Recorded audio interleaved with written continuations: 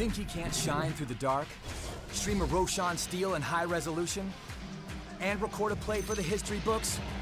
Watch this. Think he can't make a victory go viral? Watch this. Think a support can't be in the spotlight? Watch this. On Intel Core i7, a legend can rewrite his own legacy. Game, record, stream without compromise on Intel Core i7.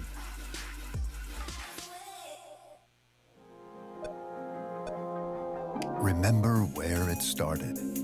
Your first experiences. Remember where you came from. The journey you traveled. The journey you love. Remember where it started. And imagine where it will go. Rise on.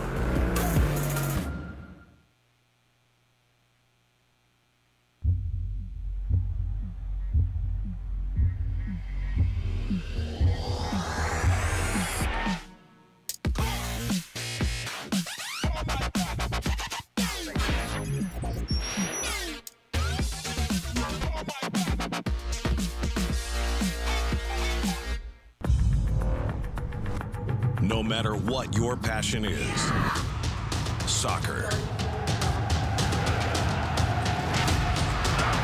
rugby, racing, or esports, become a part of the experience with the moments we deliver. You're not weak. Your mind is always racing. It never rests. So let the earth quake as you break through.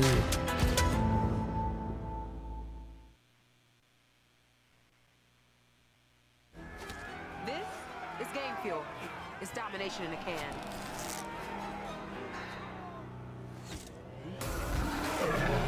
Tastes like loser tears. New Mountain Dew Amp Game Fuel. Victory in a can. Welcome back, everybody. That's right, we do have a game. We do have a series for you here. Maneski against Tigers is ready. We've had a few little lobby issues after the patch last night. Unfortunately, we had to restart the lobby several times, kick all the casters out, and we are casting from Dota TV. And when I say we, I've got Lacoste joining me on the mic here for the lower bracket. Best of 3. How you doing? Hello, my friend. It's time for some CIS, not CIS, SCA Dota. Sorry about that. CIS is in my blood. That's the mentality that I have from playing too many pubs in that region. Tigers against Maneski. What do you have to say about this one, Gary? Maneski looked very, very good yesterday. They looked pretty decent. Tigers have not looked solid at all. There are a couple of stand-ins that they do have. They kind of, were the ones that were shining in the previous games. Braxis, I believe, is VT faded, and we've got Pelosin playing the position 4, replacing Dendi and Zephyr.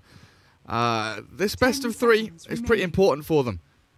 Got TNC waiting in the grand finals for the victor coming out of this to get themselves to ESL One Birmingham. And I think for Tigers, this might be one of the qualifiers that's kind of end of the road. This is sort of looking towards rebuilding their team and looking towards the future of the squad, because they've not been doing very well recently. Whereas Maneski bringing 2 new players in have been on the up and up. They've been improving pretty rapidly. Exactly. I think Tigers have higher expectations that what they're achieving right now. If they don't qualify, they will probably change the roster, see what's gonna happen. There was still no news about what's going on with Dendi. I think that's what everyone would like to know. And on side of Maneski, as you mentioned, they brought in some new players. They're not looking good. Too bad. Still, they need to improve on some drafting issues we saw yesterday in some of their games. Maybe they're a bit one-dimensional when they're trying just to play like one style of Dota. Today, with the Mag Juggernaut, it feels like a completely different opener. And let's focus on this one. Let's see what's left in the pool. Shadow Demon, Ursa. Shadow Demon is great against the Juggernaut because you have basically a save and something that goes through his spin. so it kind of cripples him. It also has a dispel, so it removes Empower on top of it, which is great. Batrider was banned out. Ursa does not like the play against this hero. It's pretty hard, just slowing you down so you can't do what you want to do in the laning stage. Just run aggressively at the heroes, especially against the two melee heroes that they have right now. The Troll ban, we've been seeing Troll perform very well in Southeast Asia. Getting banned first phase by Tigers, which is quite an interesting one. This is an interesting ban. TB, even though they have Ursa already, but maybe they know something that we don't. Shadow Demon plus TB, that could hurt a lot. Like a lot of illusions. And Tigers, they usually tend to open up with Vengeful Spirit. That's their go-to hero. Yeah. And now with Shadow Demon, I think they might go back to something like a Centaur. It's a good combo for these two. You can always disengage from the fights that you don't like. But I personally like something like a Winter Wyvern or Enigma when you're playing against Magnus. Something that goes on top of RP. Once they group up, you just cancel the whole fight with either a Black Hole or Winter Wyvern. No, you can't have either of those. Both banned. Both of them taken out. Oh, they banned it out themselves. Yeah. All right. That's an unfortunate one. But yeah, I just want to go back to the point you made about Mineski, like really changing things up now, because the drafts that we saw yesterday, they were bulldozer drafts, right? They were very much group up as 5 and just slowly make your way through lanes into towers, into objectives with the kind of push strats that they were building up into. And now it's much more a kind of pick and play, grab a kill here, grab a kill there, but keep the Juggernaut farming in the shadows for as long as you can. Whereas Tigers still reasonably open. Now you mentioned this Shadow Demon giving you that save, but also just having the poison in the lane, being able to harass people out is pretty handy. And now with the Shadow Shaman, they add some additional lockdown, bit of pushing power, but they feel incredibly squishy. Yeah, I just wanted to talk about Shadow Shaman.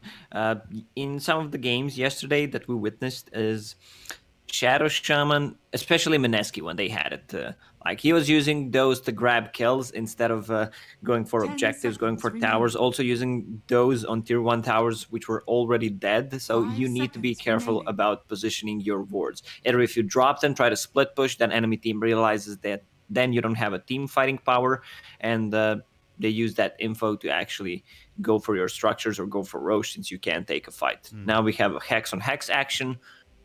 I love Lion. That's probably going to be position. I don't know, actually, because they can still run Mag as 3, Lion as 4. I would like to give Lion farm priority. I like Lion more as a 4, especially when Yappy plays it.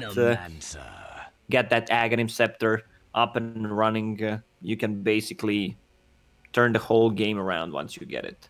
Yeah, and with the prominence of Ether Lens as well, I think Lion is definitely one of the big heroes to look out for. We've seen Shadow Shaman plenty of times with the long range Hex and Shackles, but even Lion having that initiation range increase is super handy. Now Mineski going back for something that they toyed around with yesterday in the Venomancer. This is going to give them that more sustained push, more likely than not going to be the Aura Carrier or the utility hero coming out. And I'm wondering if this may be a Magnus mid. You talked about the position 3, the position 4, but we could potentially see a Moon Magnus come out.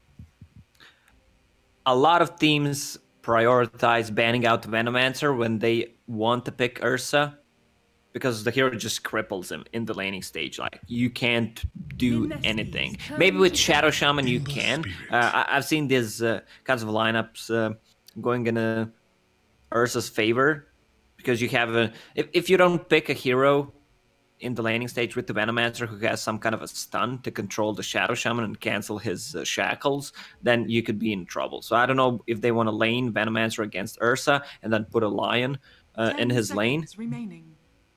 But then you would end up with Juggernaut being paired up with Mag. It could be. It could still be Juggernaut plus the position 4 or whatever it may be. Put Lion into the pos 5. I'm looking at this Magnus and I'm kind of feeling... we could have the Venomancer mid as well, right? That's a possibility. Yeah. But against an Ember Spirit, it doesn't feel particularly handy. We'll see where they head into. Naga, the final ban. Yet another illusion hero that they remove any kind of combination with a Shadow Demon. Tigers, it feels, are lacking team fight pretty heavily in this draft so far. Lots and lots of solo, single target, pick-off power, decent laning stage heroes. No one really that brings it all together, and I'm kind of wondering, a Darkseer here doesn't feel like it fits, but neither does anything else, like the Tidehunter, the Centaur. It might just have to be one of those heroes that they fall back on. Because I think it might be a Centaur, so they can run away from Veno ulti and fight after it. Also, you need some kind of a Pipe/Greaves carrier against the Venomancer. So it still could be a Darkseer, even though they don't have any kind of a good combo with it, besides Ember Spirit, Iron Shell, plus his Flame Guard. Also, Ursa is extremely good with... but then, well, I still think it's a Guardian Greaves / Pipe carrier. Sure. That's what they need. We could just see the Helm of the Dominator Darkseer into the Pipe or Greaves, and you rely on your Centaur Stomp Vacuum as your entire team fight combo. We'll see what they get up to, though. Not long left on the timer. The Tigers with their final pick. Ember mid, Ursa safe lane. Oh, never mind. They've gone for the triple carry strat. So that's going to be a position 3 Ursa, I believe, for Velo. I guess they will just want to lane Ursa against the Juggernaut. I don't like this. They're so squishy, especially with their supports. Ursa's going to get kited. Spectre needs so much farm in this game. They have no team fight, which is the big problem for me. Very often around a Spectre draft, you want your other 4 heroes to be able to go and do stuff. Get into the action. Make chaos happen. And then you haunt in, you get some kills, and you progress from there. But Tigers don't really have that overwhelming 4v4 or 4v5 teamfight power, whereas Mineski, they most certainly do. RP, Impale, Poison Nova, even just a little spin and an Omni Slash from the Juggernaut's nice, and Mineski have last pick. If there was no Shadow Demon, I would suggest that they go for something like a Necro and just tank up, mitigate their damage. But the Shadow Demon has a built-in dispel, so it's hard to play Necro. Also, there's some heavy magical damage from Ember and Shadow Shaman. They're taking their time. You see both of these teams actually picking in the last second. That's not a good sign. Shadow Fiend. Alright, that's kind of the same concept as Necro if he goes for Guardian Greaves.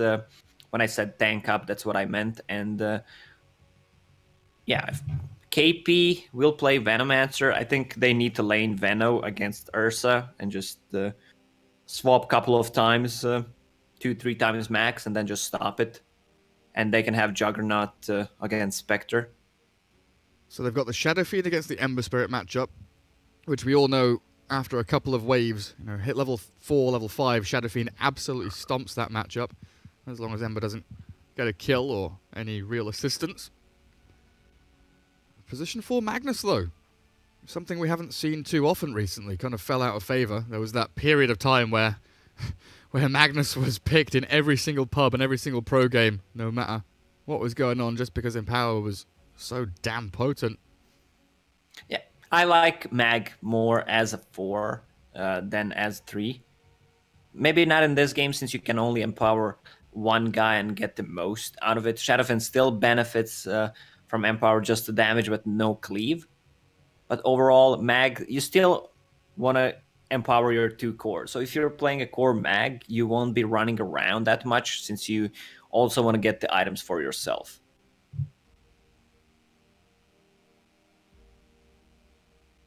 Gary? Yeah, I'm looking at this Spectre and I'm like, my mind is just, it's confused. I was just not expecting the Spectre, not expectoring this at all. Hey, I got there before you could. I knew your brain was going, oh, I can make a joke here. Those are my types of jokes. Oh yeah, we're in Dota TV. Directed camera off. Prepare for battle. Oh, is it messed my settings up as well? Yep, of course. Right, we're good. Perfect. Oh, look at the build on Shadowfin. Nothing touches the 2 heart circlets, like my Iron blood. Branch, 2 mangoes, which means he's gonna go for Shadow Raise. Shadow Raise level 1. Try and go for that early kill. For a lesson. If Lion's able to lurk around, Ninja Boogie could find the opening.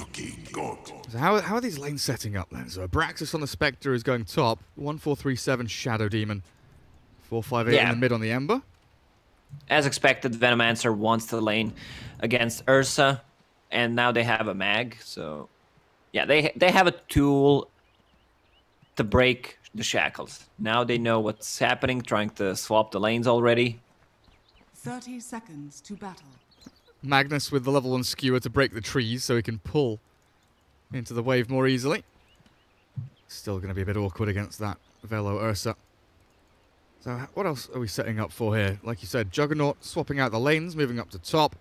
Wants to be against that Spectre. Shadow Fiend for Moon. We'll just sit around mid as down towards bottom. Pelosin on the Shadow Shaman, forcing Raging Potato away from the bounty runes with the help of Velo. But with KP's arrival, Gale level 1, KP will grab that bounty rune, and Velo's trying to fight here into Raging Potato, but Brown Boots to start things off means Magnus is not a target they can really stick on. Pelosin playing with... he's got boots himself, he's fine. I was going to say he's playing with fire there a little bit, but he'll go in, give them a couple of hits, and wander himself away. Yeah, both of these supports, position 4, have boots of speed and some tangos. Venomancer, Windlace, good build on him, I like it. He just wants to be able to run away from Ursa. Ursa has Orb of Venom queued up. Let's see how our boy Shadowfin is doing on mid, already using 2 raises. If he lands another short-range raise, he does have that long range to go in for a kill here. 458 might actually be in trouble as Pelosin has denied out Velo. I'm going to keep my eyes on that mid lane. Mangoes are ready for Moon, but the salve for 458 will keep him comfortable in that lane at least. As Ninja Boogie going for a TP out. Oh, Shadow Shaman pops his head around the corner and says, thank you for first blood. That timing. Like, it was the last second. He shift queued TP into Ether Shock, and now they have a tri-lane top. They sure do. Shadow Demon, Shadow Shaman, and a Spectre. Too bad they don't have the Shadow Fiend up there. Is there anything else left that starts with Shadow? Shadow. No. I was like, Shadow Knight? No, Acre. there's no Shadow Knight. There should be. Chaos Knight should rename to Shadow Knight, honestly. That's what we need.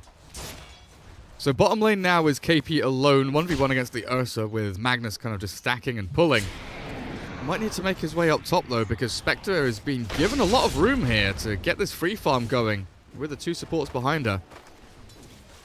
Yeah, they realize that this Ursa will play a different kind of a game. It's not their carry. Spectre is the carry. Ursa can pretty much build whatever. I like the... I'm gonna call it a new build on Ursa, where we go for phase drums, more of a utility build and just run at people.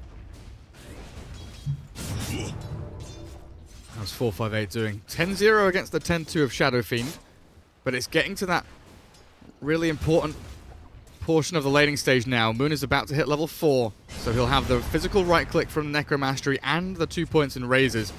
458 is going to have to be perpetually worried about his life, especially seeing as he doesn't have the bottle yet. The dream region rune for Shadowfin after using all of his mana. The classic. Oh man, Ember's just been ferrying salves. I think that's his like 3rd or 4th salve. I like what he just did. He went uphill to check if Ember is there. So if he tries to cancel it with Slide because Ember was not showing on the mid lane. And he has a full... Okay, he does not have that Windlace for Raging Potato. He's bringing some extra mangoes. 458 chasing down Moon. Gets a lot of damage into him, in fact. Will be forced to pop that salve. Ninja Boogie and Arjit playing around with the pulls across here, but Pelosin very nicely positioned just to cancel any attempt of a drag into that wave. And they're keeping their trial lane up here. You know, Pelosin's playing that front man, just getting harass into Ninja Boogie, making sure that Spectre is safe. And 1437 is just sitting back, stacking, pulling. making sure the lane is where they need it to be so they can make a play like this. A bit difficult with Ninja Boogie being so far away. Juggernaut up in the front line's doing decent damage to Polosin. Tower is under attack. But in the end, Spectre is still given free time. And Shadow Shaman and Shadow Demon can both roam. They can both move into another lane whenever need be. One horn will do the damage of 2. Exactly. Shadow Shaman moving to mid lane. Double damage picked up by a mag. He's low on mana, so he can grab a kill on Shadowfin. Shadowfin, 2 raid bans, brought even more mango so he can keep spamming it until he gets enough money to grab a bottle. Also uses a scan to see where Shadow Shaman is. He has the info that he is missing. Now he's showing on a top lane. Then he can start playing more aggressive. Dire using scan, checking if Veno is there or if they're trying to gank him. Is the Veno in the lane on the creep wave? We would never have known without that scan. Dire's structures What? I don't... yeah, okay. Whatever. That's fine. Bounty runes are coming up. 10 seconds or so. KP trying to make sure that Velo doesn't get a freebie. Magnus making his way across, but so is 458 with his bottle empty. He wants the bounties, and he'll get one of them. Yeah, Tigers again with the 3 bounties. Venomancer going straight into Road of Atos. It's a great item against the Ember Spirit. Great against Ursa once he tries to go in. That item might seem a bit too powerful since you can buy crowns in the side shop. Yeah. Can you Spectre reality? Like, if you haunt a Spectre, can you reality? Can you jump to illusions if you've been hit with Rod of Atos? I don't feel like you can. Like, roots stop your maneuverability, right? Exactly. Yeah. We'll have to see. I'm not sure about that one. I would assume it works that way. I would assume it stops it, yeah. Dota changes so much that sometimes there's not a single person on this earth. I don't think even Ice Frog knows all the mechanics. No one is good at this game, guys. Just think, if you think you're bad at the game, oh, nice little slight dodge there off the Impale. Ninja Boogie not quite connecting, and now they go with the Shackles. 2 of them. With the Ember bursting through Moon, they grab the kill. And now, 1437 with a nice TP away. The Skewer, was that wasted? Whiff completely by Raging Potato. Wait, did it miss Skewer? Yeah. Okay. It's the SD was TPing. I can't draw on the map. SD was TPing and Raging Potato skewered 1 pixel. He skewered 1 unit. Radiant's bottom tower is under attack. Oh, that was a funny one. Still, a 1-for-1 trade. Everybody and their mums turns up to mid lane. Still a Shadow Fiend for an Ember Spirit. Radiant's bottom tower is under attack. RJ gets some time up just top being to farm silent, as well. still thinking about how do you miss a skewer on a target that's TPing. Your guess is as good as mine. I have literally no idea. All starts off with a nice little slight dodge from 458 on that Impale, though. That's why it happened. That's why the Magnus missed the skewer. 458 with mind games. KP is having a great time on a bottom lane level, almost level 7, 7 minutes in, 2 crowns. Getting closer to that Road of Atos, only 300 gold away from it. They can't quite catch 1437 top. Arjet with no spin might get grabbed here by Polosin. Does throw the shackles towards him, but Ninja Boogie is there with the Impale yet again. And down bottom, we're looking at Velo. He's being watched from the trees. The Stalker, the Magnus, he's not going to be able to skewer him back. We'll just put a bit of pressure on this tower, though, with KP having level 2 Plague Wards now. Get a bit of chip damage towards the tier 1. Velo pretty much has to go home at this point. No one to defend that bottom tower. Dire's middle tower. Top rune. Oh, Moon, he's been maneuvered on, but 458 has to deal with the raises. One more remnant, will jump to it. Nice attempt dodging, but the right clicks from Moon, too powerful. They'll come in now with the rest of the squad. In comes Raging Potato with a Haunt Reality, jump back to it. Nice little Impale to stop Abraxas moving forward. Polosin has the shackles to latch on to Raging Potato, and they will at least get themselves a kill out of that attempt. A nice little dance between the Ember and the Shadow Fiend, though.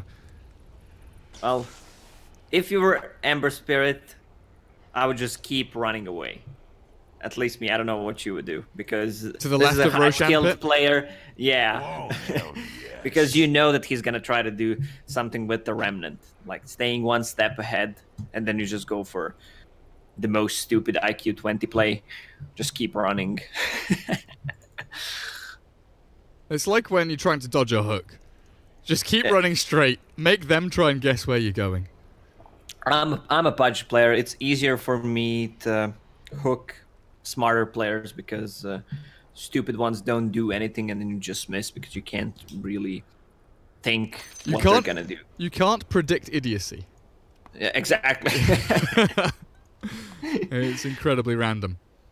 A pretty balanced game so far.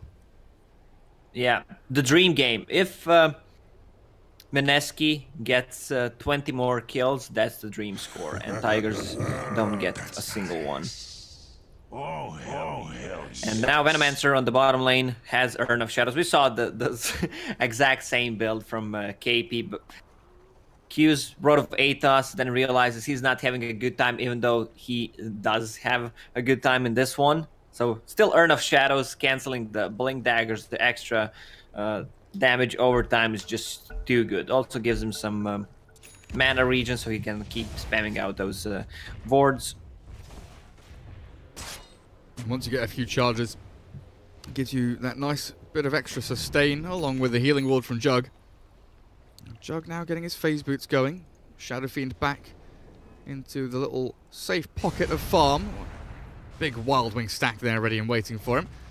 Does he get the double stack? It doesn't look like he'll get both, but he will get the medium camp at least. Radiant's middle tower is under The attack. one big fear, though, that Meneski must be facing now is this Spectre, and the fact they haven't really been able to shut her down at all. Abraxas going for Soul Ring on Spectre.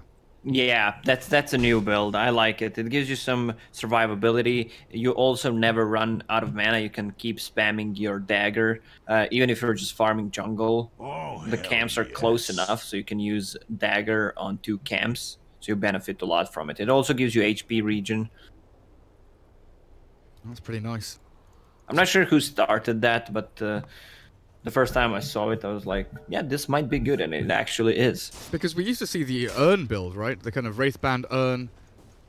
Get a bit of stats, get a bit of this and that. But Soul Ring, like you're saying, just makes you much more tankier. Much nicer for sitting back in the jungle as well with that Ring of Regen. And it goes nicely with the level 10 talent as well, if you want to go for that bonus HP regen as well. As Tigers setting up for a play down bottom. Ember Spirit playing off the lane. Holosun here, but scouted by the Plague Wards as Velo makes his presence known. And Meneski doing a very similar thing up top. Juggernaut shoving out the wave. Magnus and Shadow Fiend sitting back to farm out the camps as 1437 will take a bounty rune, but I think Ninja Boogie will take his life. Raging Potato is going to chase him down as well. They're holding spells to make sure he can't just TP out. And they've got the damage as long as they don't miss Skewer, and they do not, so they grab the kill. Still. What do you think a Raging Potato looks like? I don't mean the player. If you had to draw it, what would it look like? Have you watched Toy Story? Yeah. So you know in the original Toy Story where Mr. Potato loses his mouth and his arms and stuff like that? And they put his face back on and he's very angry. That's a Raging Potato. The original Raging Potato. I imagine Raging Potato screaming out of the hot water. I don't know, that's just the image stuck in my head whenever I see his nickname. I don't know why. Lion is level 6, he got the tome, has Mango and 10 sticks to work with, Clarity running, Finger of Death. Time to grab a kill. Oh, he's going for some solo action. Ninja Boogie, run away. Run away. So 458 now starts to get into this portion of the game where if there's no Lion around, if he knows where the Lion is showing on the map, he can play pretty aggressively on these lanes. Look, he's just toying around with the Juggernaut right now because he's seen the Lion down towards bottom. He's trying to go for the healing ward as well. Quickly Remnants back. But yeah, Ember Spirit can play pretty forward. With this Road of Athos on Venomancer, they want to get a kill. Ursa already forced to use Enrage, so Lion has a finger right now. If they just keep him in place with Road of Athos, that's a guaranteed kill. Extra damage for next one, and Urn of Shadow Charge, which is kind of a big deal. This is the thing about Venomancer. You can't really just approach and gank his lane. That's the strength of the hero. And they've got that long range. Oh, there's a haste rune. Oh, Polosan. Is he going to get away because of the haste spawning there? No way. They have to deny him, but still, that should have been a free kill for Mineski. Destroyed by RNG. The best possible rune he can get at the exact time. Well, Dota is a weird game, and that's why we love it. Absolutely is. Not too much action happening in this game so far. 3-3 score, 2,000 network lead for Mineski. And they've got the Empower Juggernaut, though. That's the real spooky thing. Shadowfiend and Empower Juggernaut, both incredibly good flash farmers. Now they have Rod of Atos. Shadowfiend has a full mech being delivered to him, on top of Finger being ready. So Tigers, they realize they can't really take this fight, so it's gonna be a free tower for them. Ember Spirit, as you mentioned, just buying time for his Spectre, playing aggressive, trying to make a rotation. If Lion is showing on the lane, he can try to shout out the waves and buy some time, force some kind of a rotation. The only thing that can stop him is Mag's RP. I mean, Venomancer still can with the Rod of Atos, but you need another lockdown to kill him because it doesn't last long enough. Yeah, and right now it really does feel like Mineski are just trying to claim as much of the map as they can, making the map smaller and smaller for Tigers to try and deal with. So they've taken that bottom tier 1, and now moving up towards top, claiming these objectives one by one. Lots of lines drawn on the map there by the Spectre saying, hey, shove out bottom, shove out mid. They've all grouped up top. I don't know if Tigers really want to face this fight head on. A level 10 Venomancer, almost level 10 Juggernaut with Yasha now being delivered into his backpack. And that RP you were mentioning from Raging Potato, it's an incredibly spooky fight. And look at Moon's positioning. He's going for the backstab. Requiem does get launched out. Finger of Death into the back, but the Shadow Demon disrupts himself. Omni Slash onto Velo. 1437 will fall, and so will Polosan. Velo trapped in the trees, and there's really no escape here for him. Mineski gonna break his knees. Tigers losing 3 heroes in a row. I've got no idea why they were trying to mount a defense up in that top lane, when it seemed clear from my perspective that Spectre had called to go for the push on other lanes. Spectre with the double damage. Hunt was ready, but they're in a really bad spot to take that fight. Already outnumbered. Spectre, 2200 gold, getting closer to Relic. When I said, oh no, I meant Lion didn't grab the kill with Finger of Death, since Shadow Demon just bought enough time with Disruption. So no charge. Shadowfiend now has enough money to buy full Guardian Greaves, and then they're just gonna keep playing aggressive, get those tier 2 towers. Tier 1 tower on the mid is still alive. So a lot of objectives still for Mineski to take. Plenty of gold waiting in the bank for them. 458, gonna go into the Veil. Getting stunned up, Earthspike there. Fake pumping the RP as well. Ember still trying to toy around with Ninja Boogie, and that's a lot of damage from the Flame Guard and the Searing Chains, but Magnus will skewer him back. Trouble is, Raging Potatoes put himself in danger. Disruption will stop the RP now. 458 Remnanting, looking for the play forward. RP misses as the Ember Spirit outmaneuvers that Radiant team. Velo will still get tagged up by the Gale.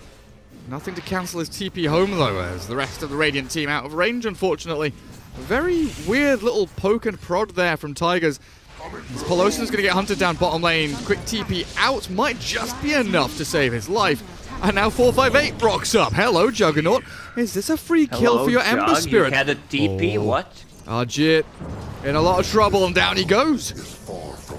He could have just TP'd away. Middle tower has fallen. No idea.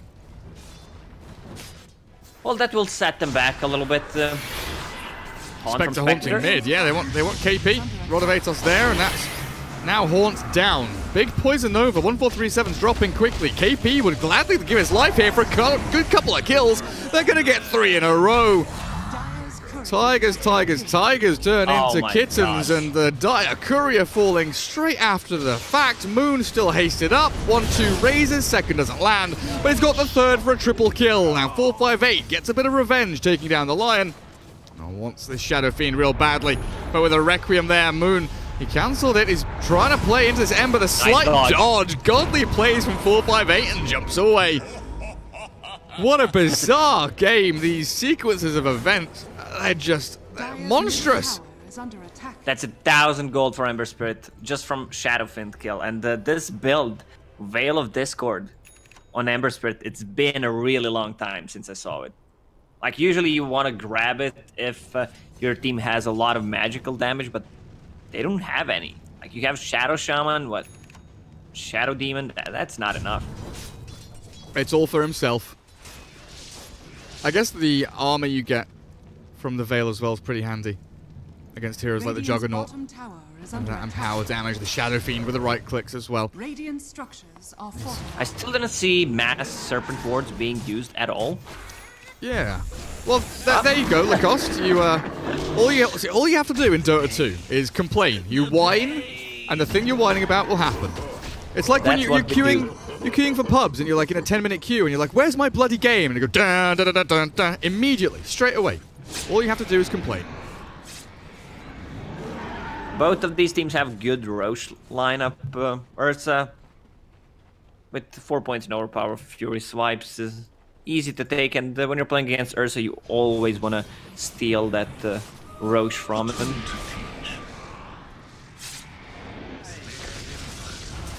Spectre nearly has the relic, Lacoste. Is Beneski in trouble? Well, depends how they want to play this. Lion still needs to control the Ember Spirit. He's the only one who can, and Mag has an RP now. Usually when you play this kind of a game with Shadow Fiend, Guardian Greaves, you want to get him to level 15, presence, aura effects, buildings, but you want to take Roche before so you can siege easily. Now another dodge on the Requiem bottom. Moon feeding away kills. This Ember Spirit is outplaying Mineski almost single-handedly. Yeah, the rotation from Lion are non-existent. Also, Mag has a Blink Dagger. They just pop the smoke, but can't find any openings. It's like we were talking about earlier. If Lion shows on a lane, or if he shows on the map, the Ember Spirit can just play very freely. As Pelosin does get grabbed by the Blink Skewer, so a kill comes the way of Ninja Boogie's finger. Trying to turn around onto the Ember Spirit here, but it's a real tough challenge against 458, who's going to get RP. No, he dodges the RP as well. He's just absolutely destroying Mineski with this Ember. Omni Slash will fly through, bouncing but doing very little damage until now the Venom arriving. With the Rod of Atos and the Poison Nova out, they look for 458, who slights about. The damage is good, and finally the Ember falls. Mineski getting a much better time of things this go around. Abraxas the Spectre will drop after the Ember. And a bit of over-eagerness this time from Tigers. Yeah, winning the team fights even without RP being used. Healing Ward not ready for the next 17 seconds, but Shadow Fiend arrives with Guardian Greaves. That's going to be enough to keep them healthy. And he just hit level 15, present aura effect buildings. And now they want to take a fight. They saw Spectre not having Radiance yet. She just died, so tier 2 towers are going to fall. They might even want to threaten and go for a high ground. I think they have to definitely consider grouping up as 5 at the very least. Yeah, I'm not sure why Venomancer decided to go for Venomous Gale cooldown. I remember one of those games in North America where I'm not sure who it was. Didn't even pick up talent at all until level 15. What? 90 GPM is so good. It's so good. Venomous Gale is cool. Yeah, you're playing against Ursa, but this Ursa is already crippled. You have Rod of Atos, you have Force Staff. But I don't see a reason why you should not go for GPM talent, especially since you're lacking control for Ember Spirit, so you can easily build into Hex. Smoke from Tigers into the Radiant jungle. They see the Lion down on that bottom tier too, I believe, so playing onto Moon, they'll force the Requiem, get the kill, and Remnant away. Arjit is going to go for the 1437 kill. Skewer there to cancel TP.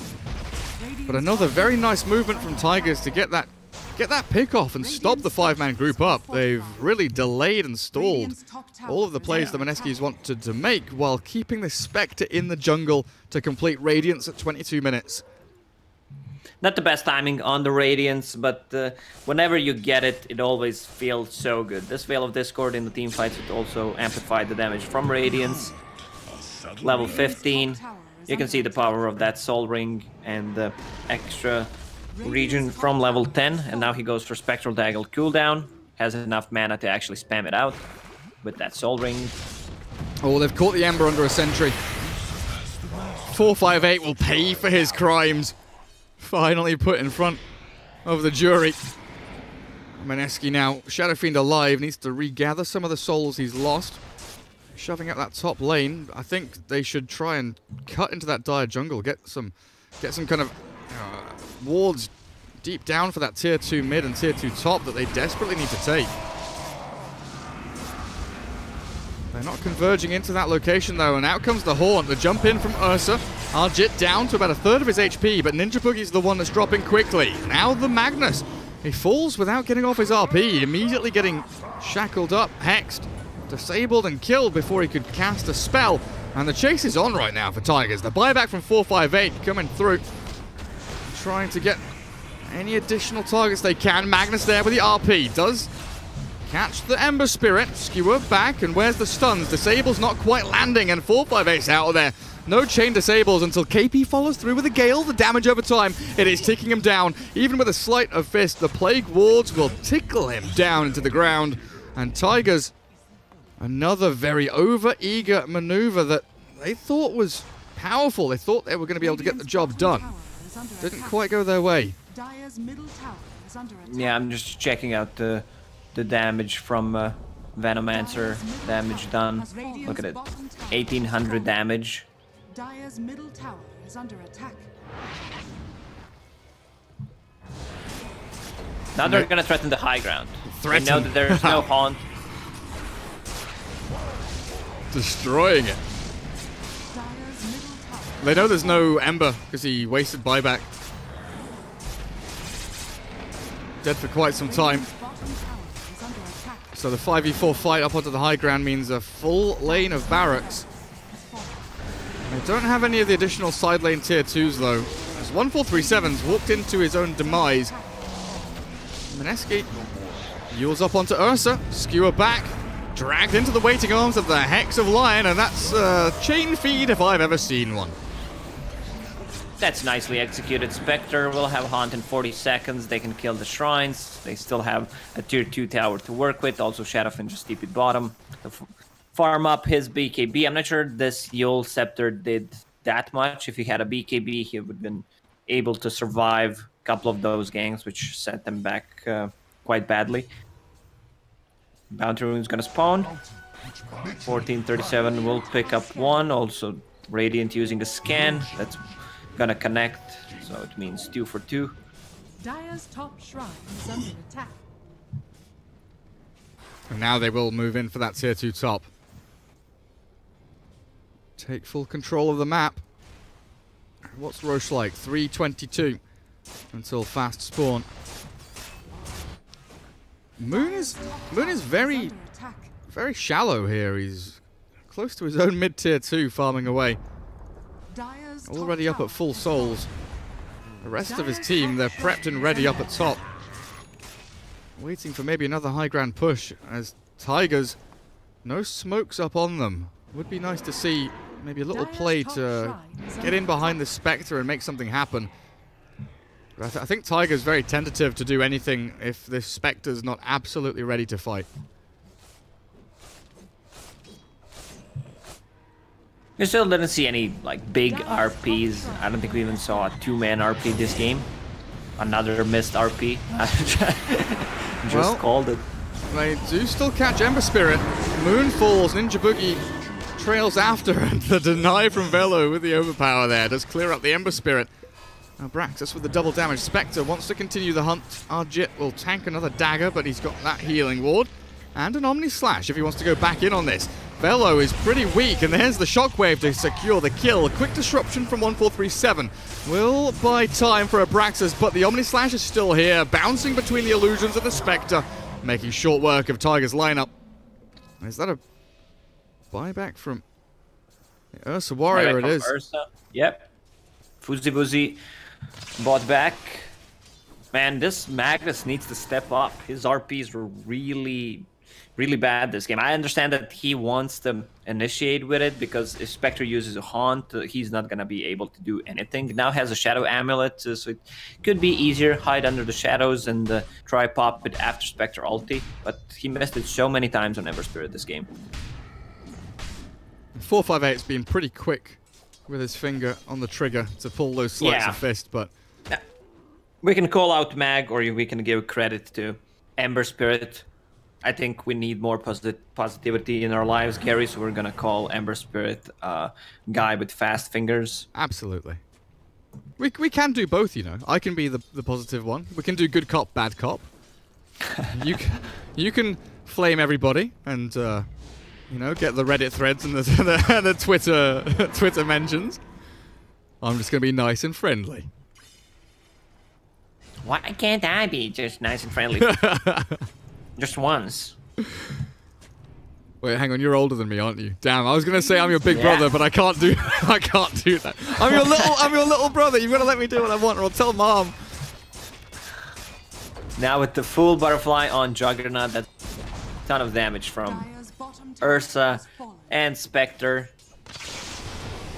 Yeah, he's sitting on 2000 HP. I don't think he can die. That's going to be a second shrine killed. Roche may respawn in 15 seconds. Ursa's BKB a desperate necessity right now. Still a decent way away from it. Same story with the Lincolns from Ember Spirit. He's been buying or building into this for a good 7-8 minutes without much progress. But Tigers do make a stand now off to this North Radiant Shrine. Roshan, 2.5 minutes until he spawns, so a reasonably long respawn timer on the big man. 1437 might just be giving his life away here as he hides in the trees. He's spotted the jump up from Raging Potato. He cliffs himself. Shouldn't matter too much as they get the Finger of Death in. 3 bonus kills on the Lion now. Tigers at least get a couple of wards around this area for the next Roshan, which is super important. Like, losing 1437 there is no big deal at all, as long as one of these wards stays up. And it catches a smoke. Yep. Good call, Gary. Spectre now has Mantis style, which is going to be a lot of damage, but you're playing against Lion, so Hex and Mana Drain can instantly kill 2 of your illusions. Also, if he just uses Haunt on you, you want to either drain it or Hex it to stay alive. What do they have? They've got Glimmer, Lion. Venno has the False Staff, Mag. right? Glimmer, yeah. Mag. Oh, he went. Didn't. Oh, I see. I thought Shadowblade was coming. Wait, did 458 really just grab that bounty Remnant? Yep. Remnant away. TP out as well. Moon will not be able to get the Yule's catch onto Ember. Maneski right now pretty happy just resetting the lanes. Get the map where they want it. Push Tigers back into their base. Both squads really looking for this next Roshan though, surely. Ninja Boogie Invis. 2 Spectre Illusions. Scouts out KP and Moon. They've pinged out Velo. I wonder if they'll be able to catch him. He does have BKB, Blink, and TP, so a pretty difficult target to bring down. And Polosun is not too far away to give a little bit of safety here for the Ursa.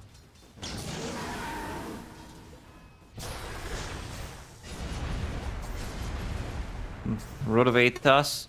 Yeah, I guess the reason why he went for Venomous Gale cooldown, so he can pick on level 15 hero.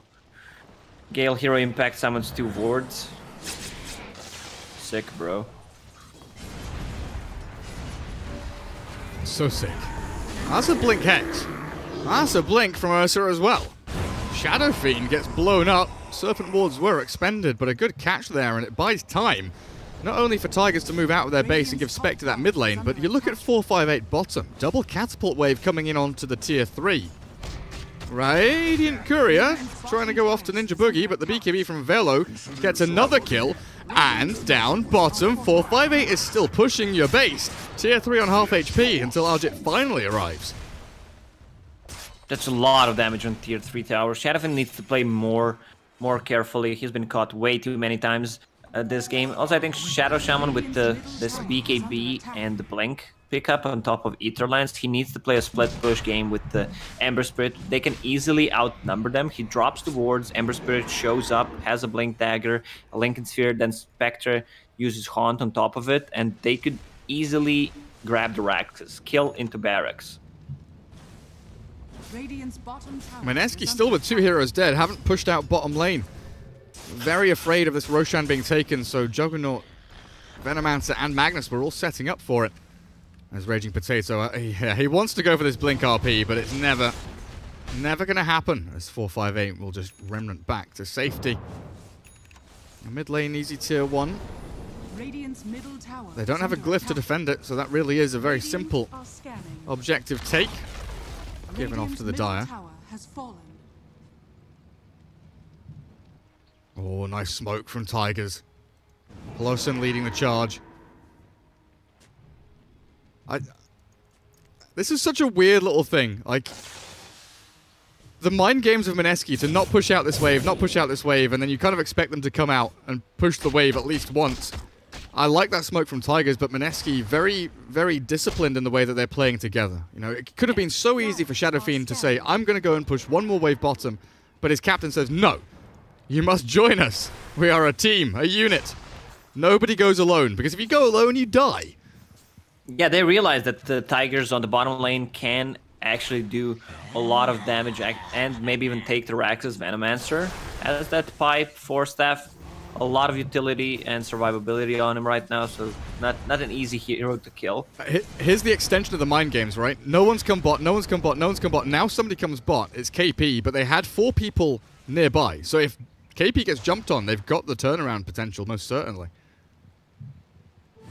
Double damage. And this Spectre is going big. With 500 extra HP, talent level 20, has the Fusel Blade. That's going to be a lot of mana burn on those heroes. Mag needs 300 to use RP. Plus 90 to hide under the Glimmer Cape. Not an easy task for him to actually land an RP in this game. A lot of pauses. Super expensive for the Mag. Now, this is one of the issues with not going for the Arcane Boots. Tranquils give you a nice bit of extra sustain and movement speed, but you don't get that mana boost. And the fact... Wait, hang on. Do they actually have no Arcanes on their team at all? They've got the Greaves on Shadowfiend, I guess, but... Even Lion went for Tranquils. Yeah, I mean, Lion is justified. He doesn't need mana boots, but Mag needs to get one. Yeah. Oh, I mean, really one or the other, right?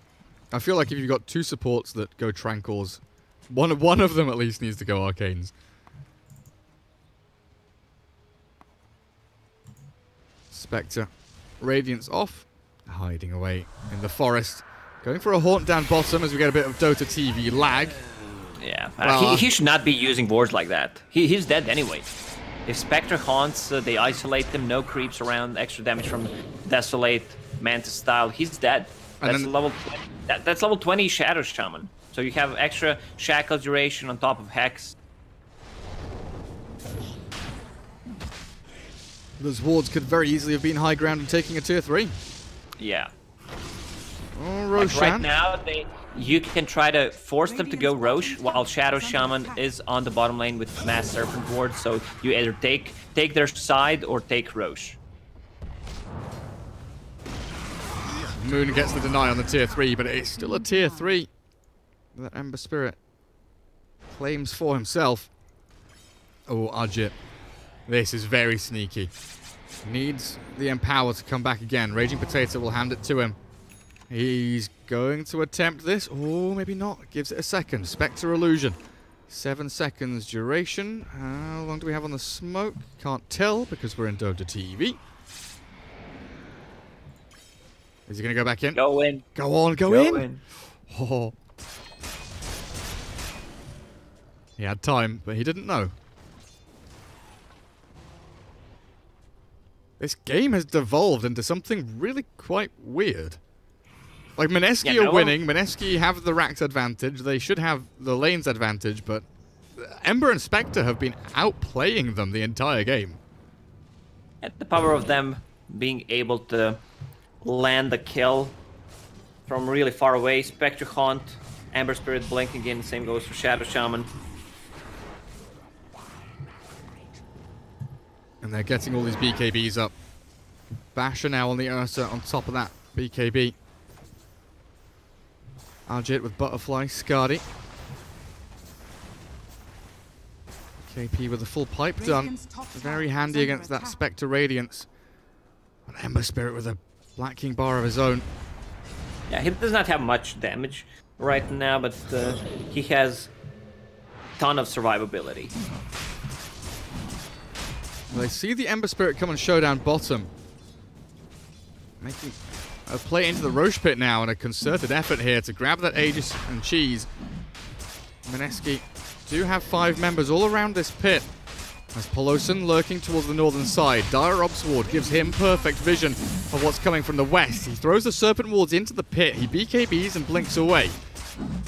Still a spooky situation for Mineski here as Velo and 1437 getting ready to play. BKB Yules, Requiem thrown out. I think 143, he's just been blown up. Yeah, Shadow Demon's gone. We've got some big lag happening, but an RP onto the Spectre, the real one's caught. Omni Slash is good, and that's it.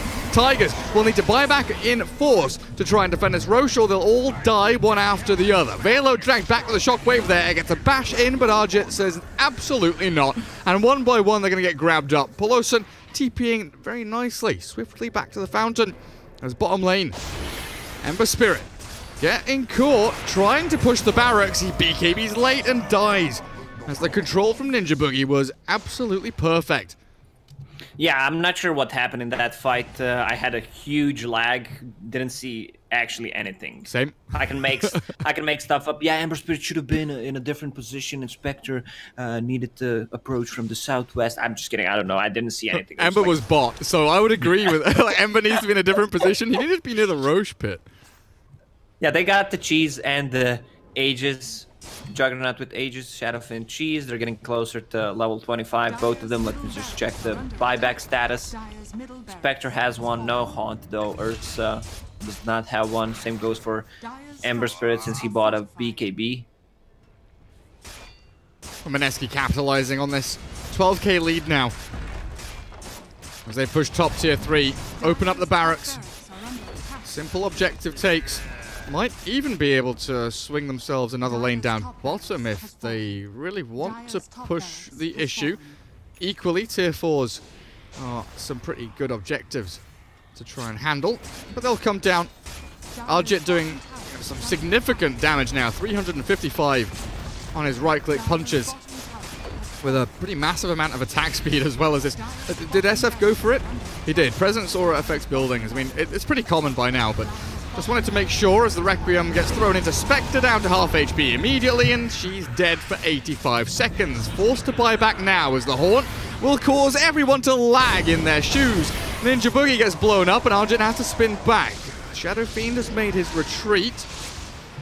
KP being hounded by the Ursa Warrior. They still have Aegis here on the Juggernaut, but Moon does drop as the dying Requiem will chip away at a bit of these dire heroes, and a rod of Atos towards the Ursa, enraging himself, but there's the Aegis. And now, healing ward. Magnus has RP, he's holding, he's waiting, 458, gets very lucky with a jump away from the Omni Slash, catching on to Polosan instead, but Arjit is an absolute monster. I don't know what they can do to stop him. Raging Potato with a 2-man, Blink RP, catches the big targets in the back end, Velo is running around in circles, Headless Chicken, Headless Ursa, doesn't know what to do with himself, he'll just go back home and call GG.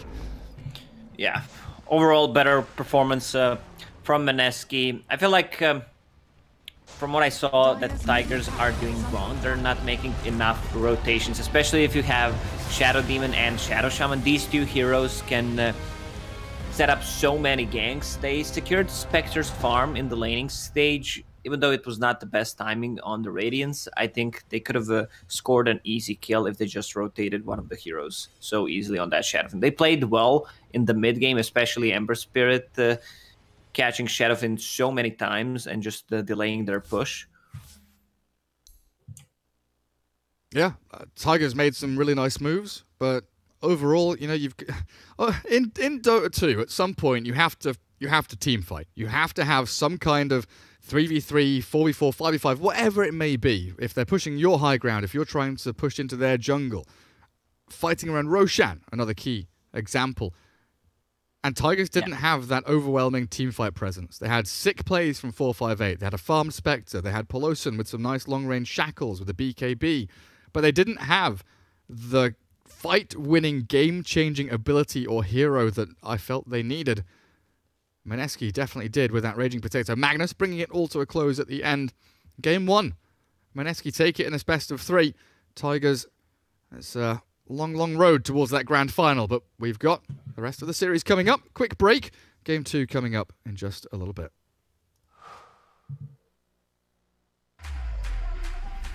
Think you can't shine through the dark? Stream a Roshan Steel in high resolution? And record a play for the history books? Watch this. Think you can't make a victory go viral? Watch this. Think a support can't be in the spotlight? Watch this. On Intel Core i7, a legend can rewrite his own legacy. Game, record, stream without compromise on Intel Core i7. Remember where it started. Your first experiences. The journey you traveled. The journey you love. Remember where it started. And imagine where it will go. Rise on.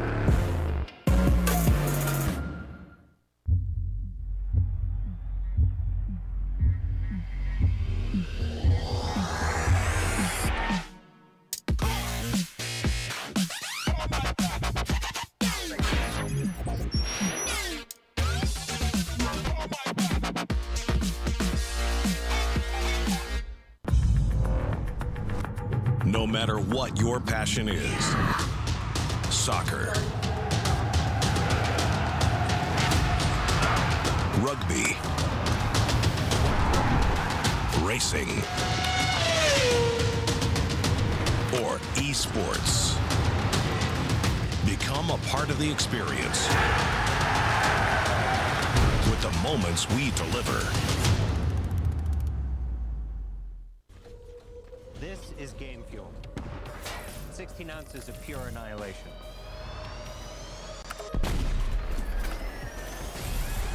Tastes like berry-flavored wind sauce. New Mountain Dew Amp Game Fuel. Victory in a can.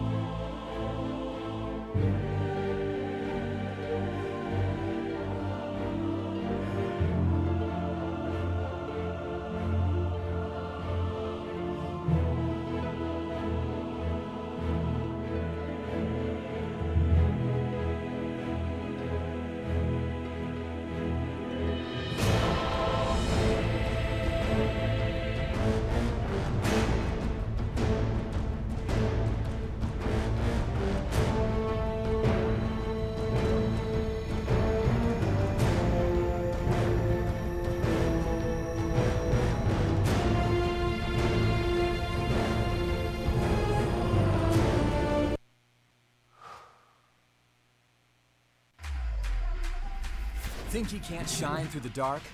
Stream a Roshan Steel in high resolution? And record a play for the history books? Watch this. Think he can't make a victory go viral? Watch this. Think a support can't be in the spotlight? Watch this. On Intel Core i7, a legend can rewrite his own legacy. Game, record, stream without compromise on Intel Core i7.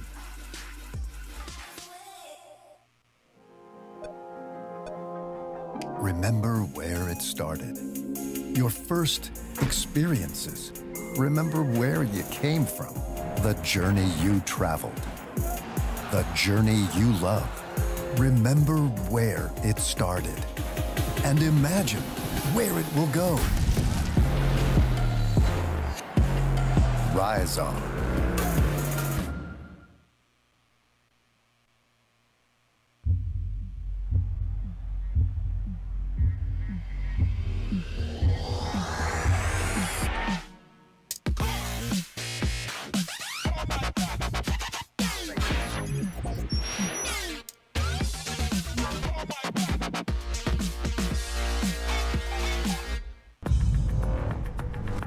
No matter what your passion is, soccer,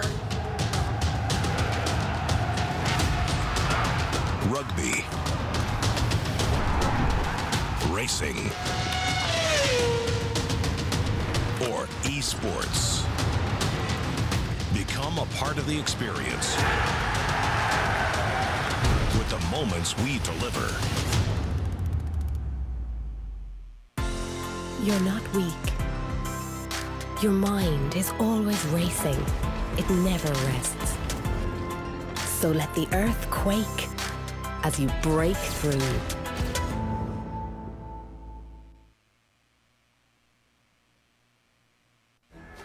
This is game fuel.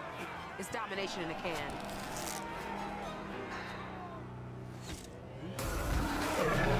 Tastes like loser tears. New Mountain Dew Amp Game Fuel. Victory in a can. Seconds remaining. Welcome back, everybody. Game 2 here between Tigers and Mineski in this best of 3 to find out who heads on to face TNC in the grand finals for ESL One Birmingham 2019 Southeast Asian qualifiers. That's right, we've got a completely new draft. Lacoste joining me on the mic all the way from Croatia. Different picks, different bands, different game. Yep, same casting duo, same teams. Tigers against Mineski. I feel like Tigers, I think I already said it, they are not making a lot of rotations early on, so they are losing the lanes. And I feel like 1437, much respect for that guy. I played him, played with him at 2 teams, once at the TI, but he's not been on point lately. Like, he has way too many deaths on position 5. It's been a hard road, it's been a hard life for him in that kind of position 6. You can definitely see him giving a lot of room to Pelosin as the stand-in on that pos 4. Pelosin's Rubik and Shadow Shaman in the previous couple of games have been getting a lot of farm priority, as has Abraxas, the other stand-in, the position 1. They seem to be maybe taking a little bit of priority away from Velo and putting it into that VT faded or Abraxas carry. But I've got to say, 458 he's been a standout player. You know, he's making these flashy plays. He's looking very good. But the overall... Wait, is it a stand-in player or stand-out player? 458 stand-out player.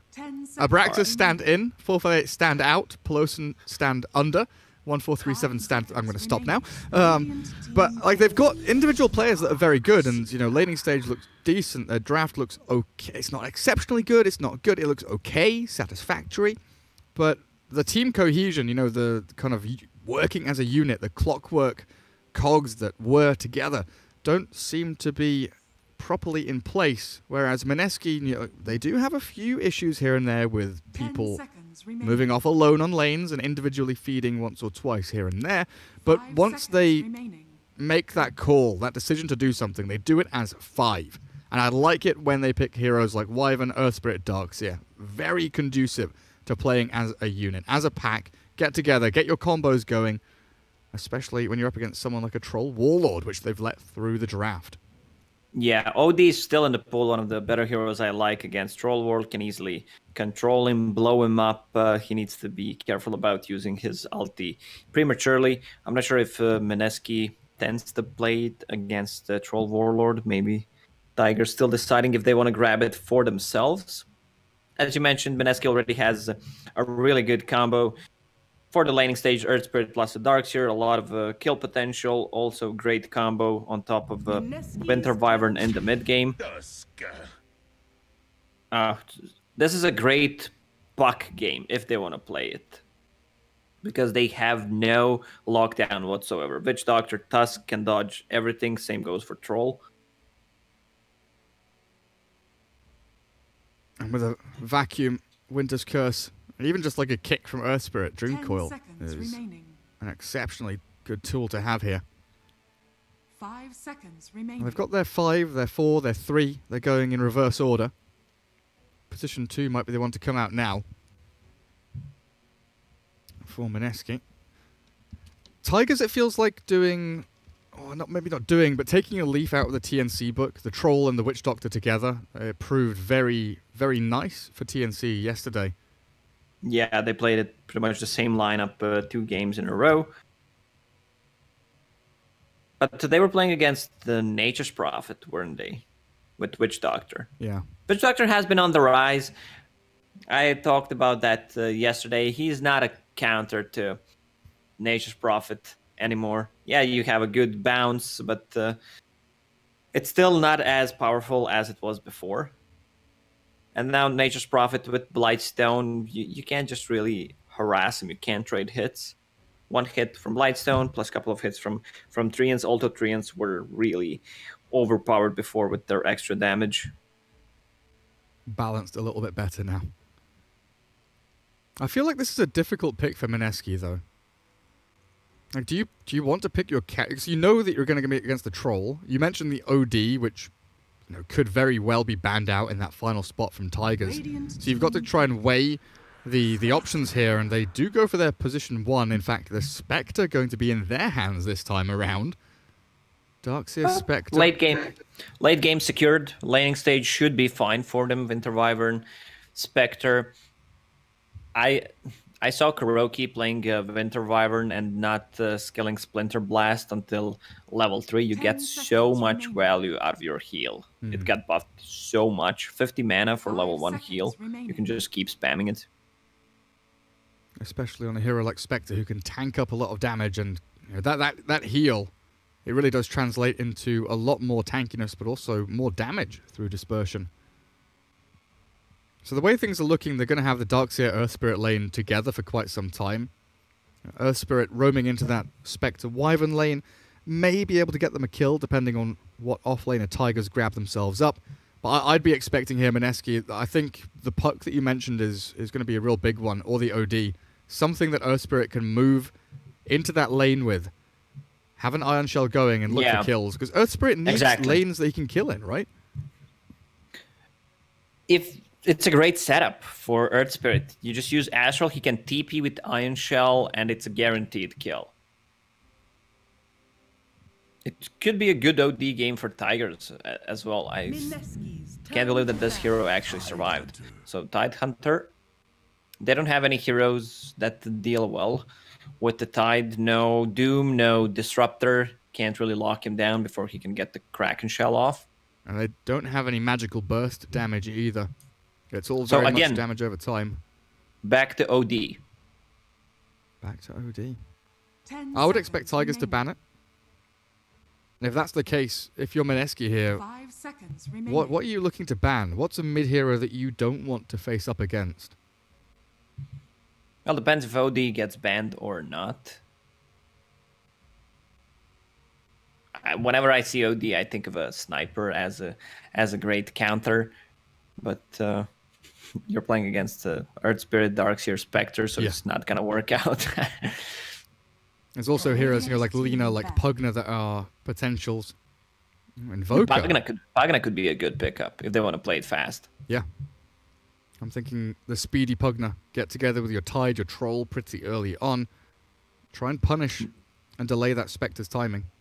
Necro could also be a good pick. Great against Spectre. They don't have a ways to deal with his Ghost Shroud. I think Mineski needs a hero that could be more active. Now that I'm thinking about OD, it could be a bit too greedy, having both Spectre and OD. And there's the Puck Band that I was talking about. Since they have no lockdown, he could cause a lot of issues for them. Where has Viper gone? Viper has like been ignored the past couple of days. And like you mentioned, Tigers do grab the OD themselves.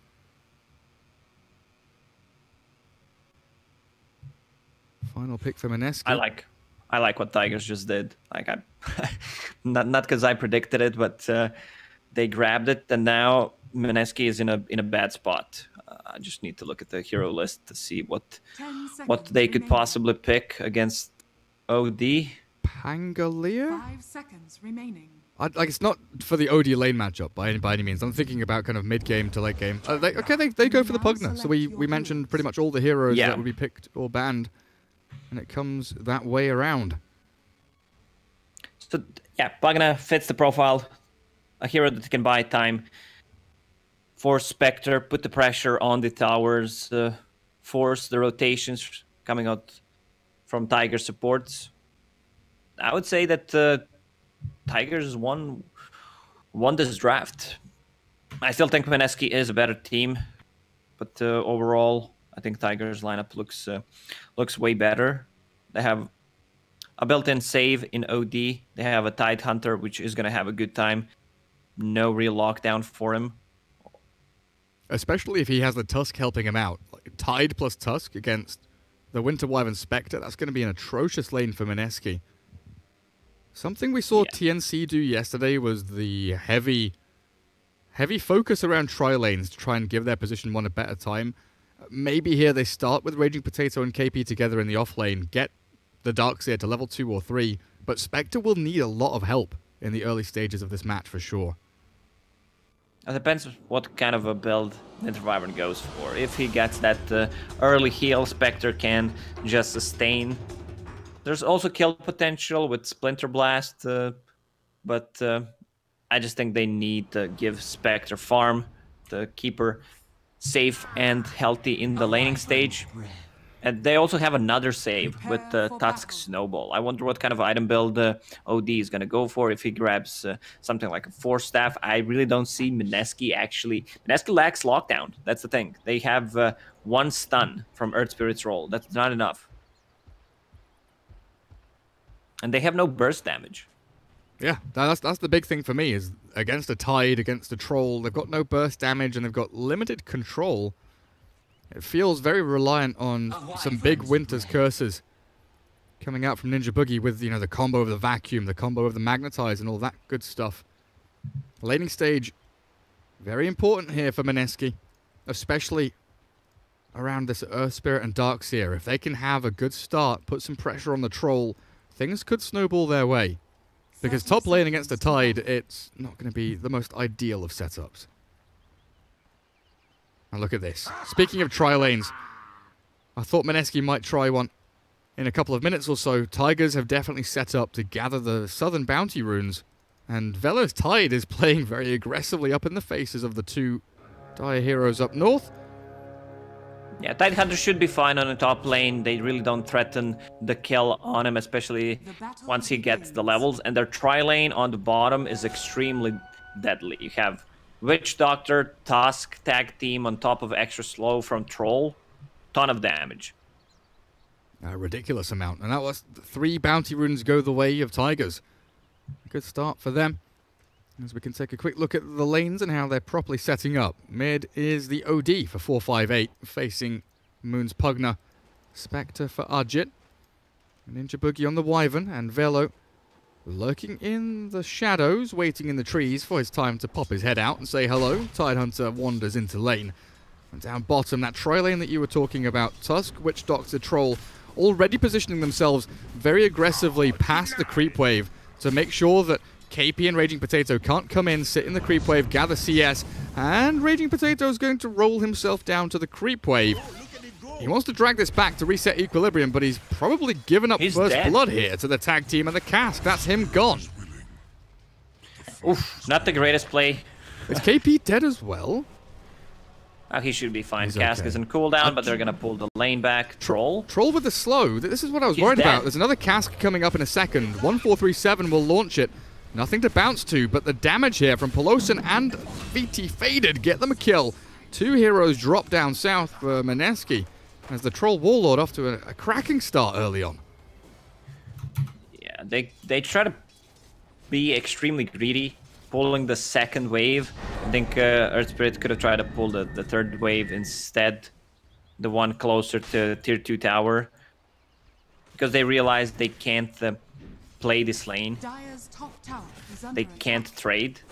Way too strong tri lane coming out from Tigers. Let's check what's going on mid. Pugna, as expected, having the better CS early on, using that to decrypify, to deny some of the XP and the CS on the top lane. Tidehunter level 2. Spectre is free farming, but Tidehunter is going to get a lot of farm. Like, Winter Wyvern has 41 damage, Spectre 54. If he uses Anchor Smash on them, they really can't kill him. He also brought a lot of regen, has Magic Stick, Ring of Protection. Yeah, he's good. They don't do shit. Velo is just going to be sitting up here for like the next 10 minutes, not a care in the world.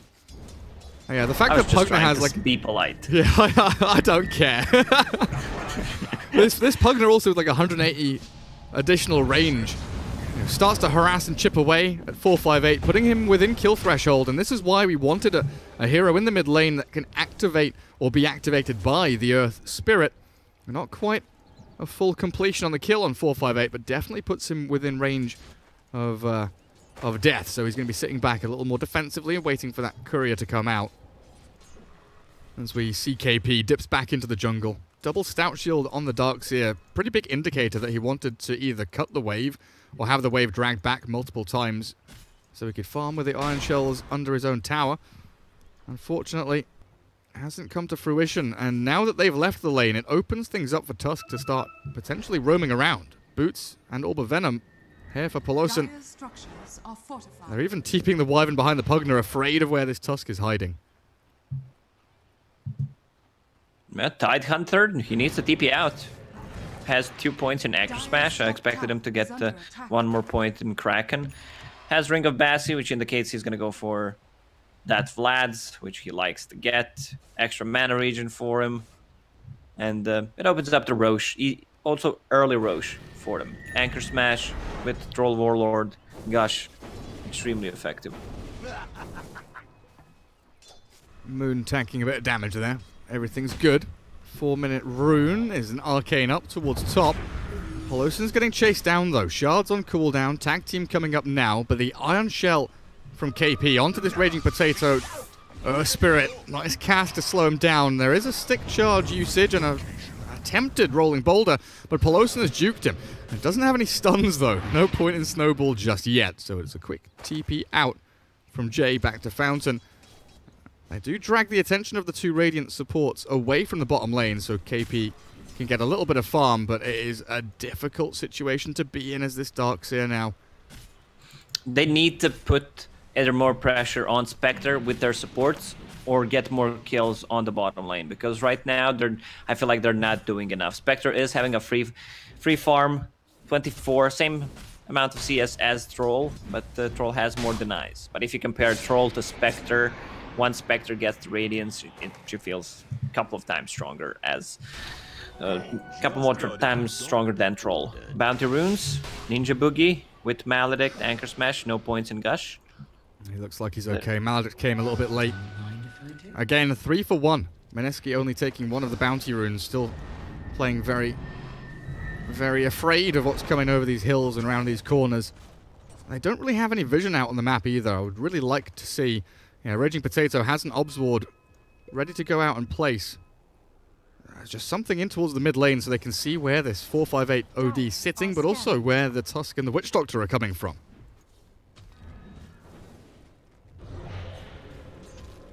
KP solo shrining. Okay.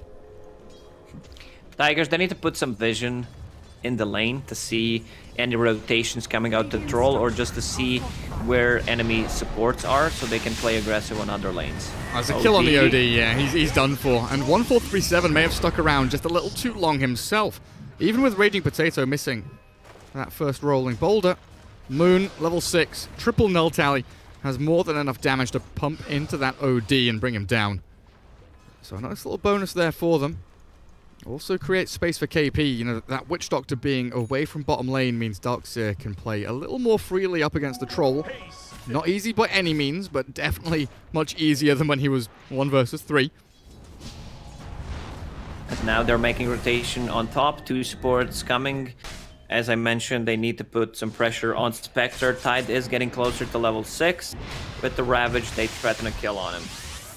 Ninja Boogie might just die straight off the bat, honestly. The Maledict will take him down for sure. Close in there makes it look easy. Arjit has a TP scroll. Throws out one final dagger. Not going to secure the CS on the cat. They want to keep the catapult alive. Oh, Karti. Karti needs to die here. So much damage onto that tower. Ninja Boogie will shut it down. Stop the push from coming. That's a pretty good timing on the Vladder there from Velo. Tidehunter really starting to hit his stride. Oh, the immediate smoke off the back of it. Still holding that Ravage. Spectre going for the Haunt on bot. You're right. The Troll getting hounded here. Raging Potatoes in and Troll is out. 3 heroes converge onto his location as 1437's TP yet again just a little too slow. Radiant's bottom tower is under attack. Pugno making a wander up to top. Wait, hang on. Ninja Boogie. Well, 1437's died down bottom, but Ninja Boogie's getting a kill onto Polosin here. Not entirely sure how that happens, but Moon is also wrapping around towards Velo's Tide. Quick little blast down.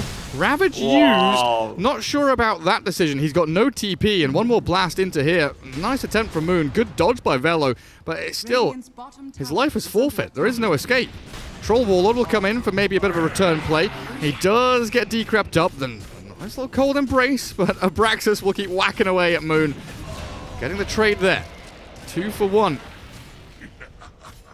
Yeah, but I think they're getting away with too much on side of Mineski with the lineup that they have. Spectre, 41 CS involved in 2 kills. She's high level, level 7 with that Magic Wand and Soul Ring, tanky enough. Also, that Ravage from Tidehunter was not the greatest. He'd already taken so much damage.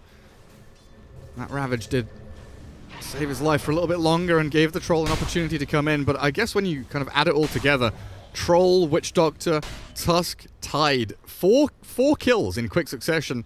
And all they get is a kill on Moon while Velo gets jumped and blown up immediately. This Pugna definitely setting the tempo of this game. Moon going from lane to lane and pressuring all of these positions which Tigers felt that they could farm reasonably safely. Moon exactly doing what he needs to do. Putting a pressure away from Spectre, and I love the build on him. He went for 3 null talismans first, so he has a mana sustain and some damage. This tower is gone. They do get the tier 1 top, Tigers. Troll has made his home up there. Top of the net worth, 4,600. A good lead over the Spectre, the Pugna, the Darkseer. But then you look at the OD and the Tide. They are down in the dumps. 458's OD really hasn't had a game so far, but he'll attempt make a play on the Spectre in the mid lane. He's got Sanity's Eclipse, and Arjit will very likely just be falling flat on his face. The Sanity's Eclipse comes down, and Raging Potato now out of mana, but he dodges the shards as Polosin arrives. Tigers looking to get out with their lives. One quick kill, and away they go towards the bounty runes. Should get split 2 for 2 this time around. Earth Spirit will need to be more active. Just bought a tome for himself, which is going to get him to level 6. OD. Stun. Connects. They got him. 458 really is playing on the cliff's edge a lot of the times in these games. He knows the limits of his heroes, and he knows that very often he has to push himself to or even past the limits of the situations and scenarios he's in. But Mineski very good at exploiting this. I think they've started to get under his skin a little bit. They know he's very good, but they also know he's very eager to be aggressive. Now with the Helm of the Dominator picked up, Darkseer will start to recover, can farm both lane and the jungle if needed. Also can set up some ganks with it. Ideally, they would want to take a tier 1 tower on mid with Pagna, but there's a lot of heroes showing on the lane. Good smoke from Tigers. They want to find Spectre, just delay that Radiance, but Winter Wyvern staying close. The Spectre has Winter's Curse to work with. Come on, come back. Come back, Winter Wyvern. Arjit?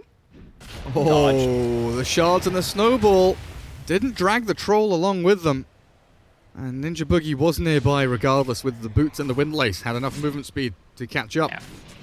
And you can see instant reaction from Mineski. They realize 3 heroes are top. They want to make a move on bottom.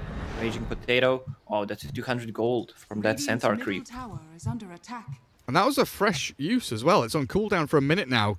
Oh no, never mind. KP has he's got a range creep. Deary me. Quick little banish onto Raging Potato. 458. Yeah, he took away. He didn't actually get the 200 gold. I'm a liar, Gary. He took over a range creep during Astral to stop it from happening. Well, in comes the Horn. As the OD, Astrals himself, the wall dropped. Illusions all around, but Raging Potato being focused down. Nice rolling boulder, but he's going to get tickled out by the Maledict.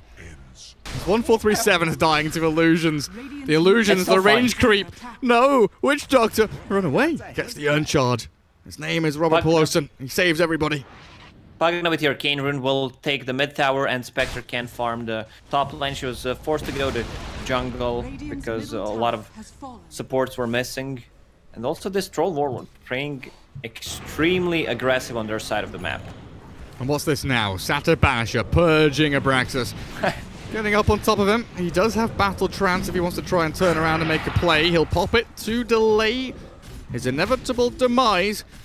As that Iron Shell will surely clear him up with the help of Ninja Boogie. And there we have it. KP gets the kill. In the meantime, though, 458 and Pelosin get a grab on Moon in mid. He took the tower, though. And OD is building towards Hand of Midas. He's almost level 10. I guess you can afford to go for Hand of Midas, even though it's not the greatest timing on it. Since you have Troll Warlord, who's not building a Battle Fury, Yasha, Morbid Mask, more of a early game build. Now Tidehunter has that Vlad's Arcane Boots. It also opens up the Roche for them. Double lifesteal.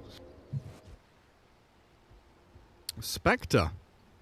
Not rushing the Radiance. Wants the Manta first. Interesting decision. What goes through your head is thinking about this carry player who's decided that he wants to go at least Yasha before any kind of Radiance build-up. Try and hit that timing a little bit faster. Fight with your team. I feel like Radiance would be a great choice, since you're playing against 2 cores who rely on dealing damage with the right clicks. And I think especially the fact that if you go for that Radiance, you're more likely to hit the kind of connecting timing with your Darkseer, who has been delayed a little bit. Helm, Arcane, Soul Ring, they're all here. Still a fair way away from any kind of Pipe or Guardian Greaves as Velo gets picked down bottom. And a nice roll in from Raging Potato might be able to secure a kill on 1437. Throws in the Magnetize. Bit more damage there from the Pugna. Moon will secure the kill. As they make the plays down bottom, a play up top. Pelosin punching a creep. And now being chased by Arjit. He does have a TP on the Tusk. Shard's not going to save you from that. Snowball will get a bit of distance away from Spectre, but Arjit has another dagger to utilize to grab the kill on poor little Tusky boy. It's a lot of farm for Spectre. Has that Yasha. He can still switch to Radiance if he feels like it. Depends how this game develops in the next couple of minutes. There's nothing that he can Manta style from besides whirling axis from Troll. Yeah, I mean, yeah. You're talking about millisecond reactions. This Yasha will still increase his farm. Witch Doctor, that's another kill. They should give this kill to Spectre. Jesus. If you hadn't called Witch Doctor, I would not have seen him die. That was so quick. It very much feels again, though, that Tigers, you know, they have the heroes they need. They have these nice ideas of moves to make. But they rely so heavily on finding farm on their troll. Like, their position 1, their position 4, very reliant on finding farm. And 458's OD, he's in catch-up mode, where it feels that really Tigers need some kind of player to, well, play. You know, make some plays early on. Get that tempo going.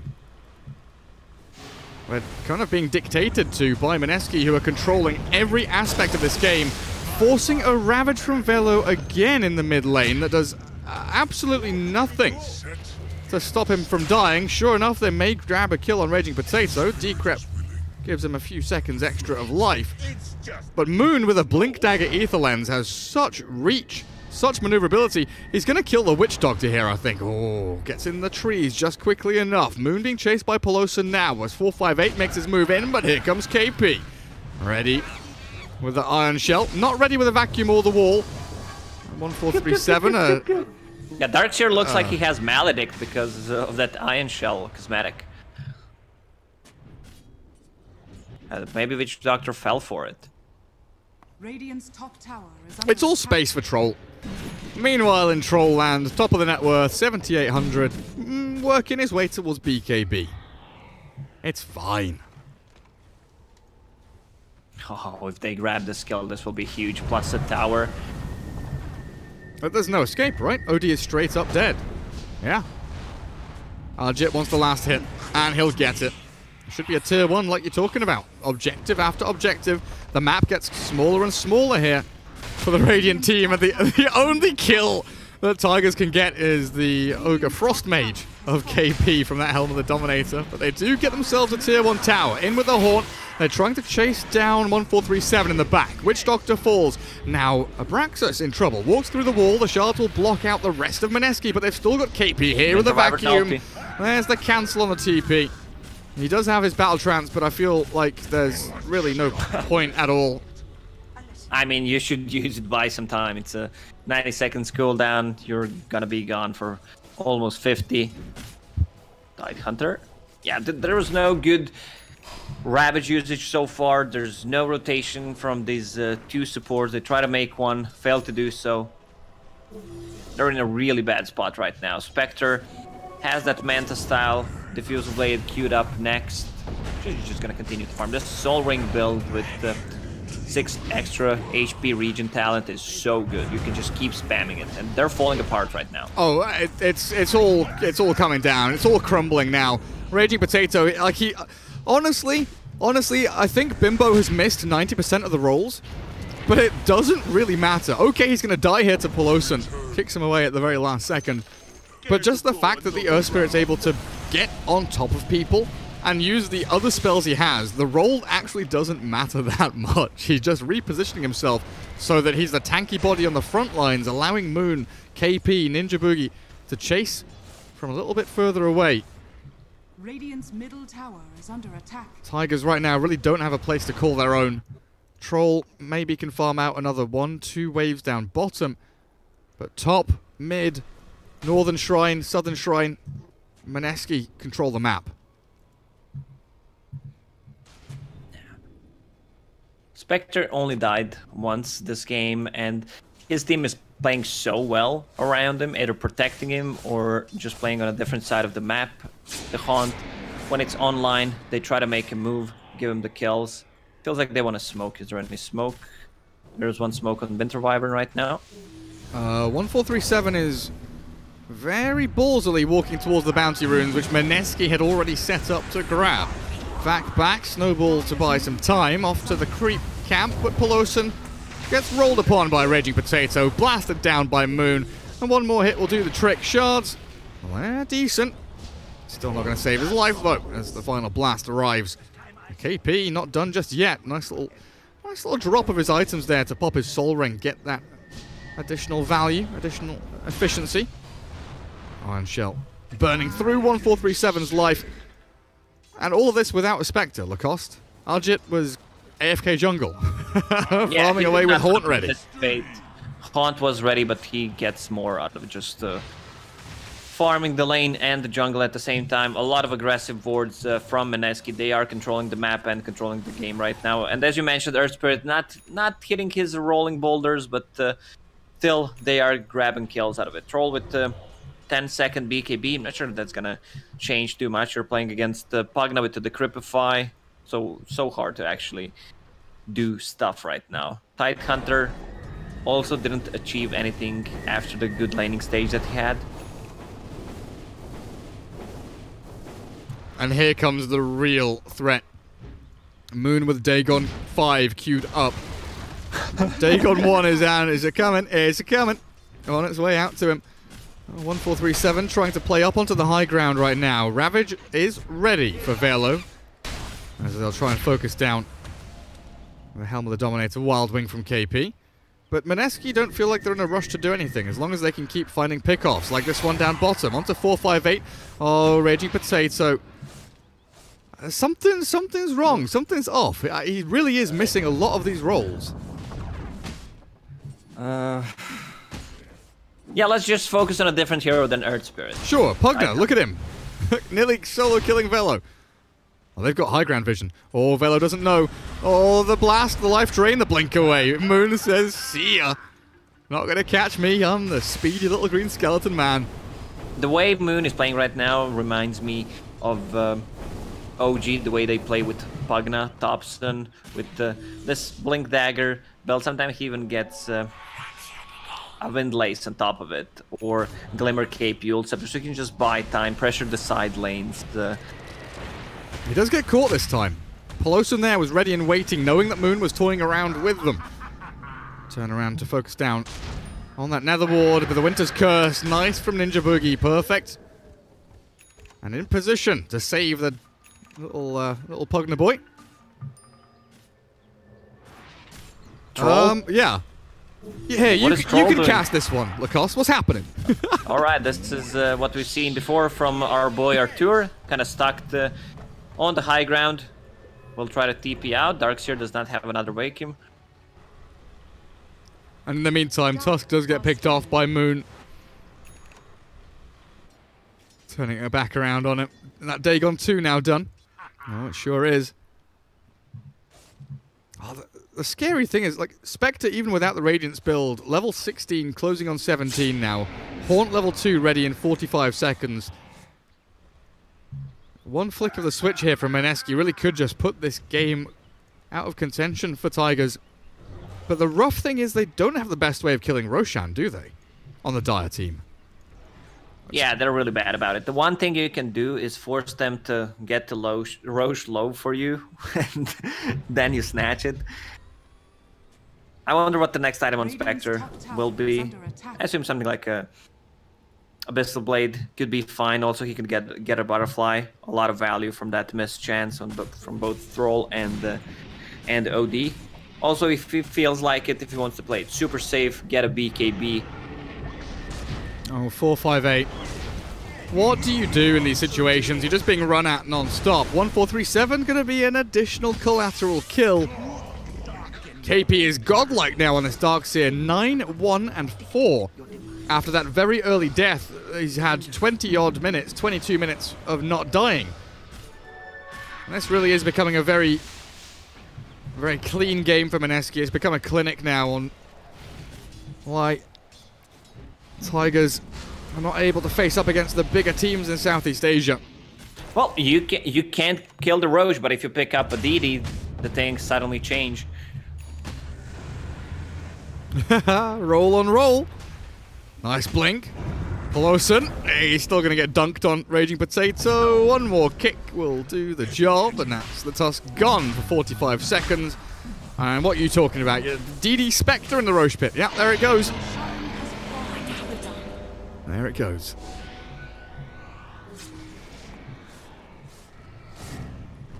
Yeah, this game feels pretty over Gary. I feel the same way. Hand of Midas, Kaya. Troll has a 10-second BKB, still didn't use it. Really tough Troll game against this Pagana, Winter Wyvern. Feels like Velo needs to stop pressing the Ravage button when he's about to die. So many opportunities where maybe they could take a team fight if they group up as 5 and go and play together. But I don't think we've seen Tigers once this game actually make a concerted effort to go and fight 5v5 into Mineski. Well, make a play onto Moon right now. Backstab from 1437 with the Ravage onto 4. It's good from Tigers, but the Winter's Curse turnaround now is even better. Beautiful onto the Tidehunter, who falls immediately, and Raging Potato in with the Earth Spirit. A good Sanity Eclipse has done a lot of damage in onto Mineski, but they've got the sustain they need to battle through it all. Trolls BKB causing a few problems here for Arjit, but he's able with the Cold Embrace to buy enough time, get into the tree cover, and hide away so KP can keep pumping them with damage. Arjit is turning and facing. He's got Aegis the Immortal. He doesn't really care if he dies. First life will fall. Troll will join him in the grave, but the Spectre gets a chance to come back again. 3 heroes gone, 1 buyback from the Troll. Tide about to absolutely get annihilated now. And Tigers in a 2 versus 4 scenario. 1437 kicked up onto the high ground, being baited and trolled by Bimbo's Earth Spirit as they dive for the Troll, who TP's home, but he's caught by the roll. A triple kill for Arjit, and surely this game is Mineski's. Yeah, I feel like they can just call this game. Pugna. Did Pugna buy back? No, he just died and respawned. Coming back, that's gonna be their tower damage. 2 diebacks on side of Tigers. 20,000 net worth lead. 10 to 32. 20,000 net worth lead. 5 alive for Mineski. Top lane being given to the creeps. Spread the wealth. Are they going to go bottom lane, top lane, mid lane? Every lane is being pushed by, but they can't choose. Kids in a candy store. Now let's just focus on the mid one. Tier 3 tower has fallen. Really weird movement by Mineski. Tide alive. No Ravage though, Mix. Things awkward. Jump from Pelosin in onto Moon. Surge back as KP keeps them all nice and healthy with the Guardian Greaves. And that is just 1 lane of barracks. Could have been much, much worse from Tiger's perspective, but they've held on to their 2 side lanes now. We nearly have a full heart for Arjit and another double damage rune on that top spawn. Yeah, plus he has a level 20 talent. This Spectre is not dying.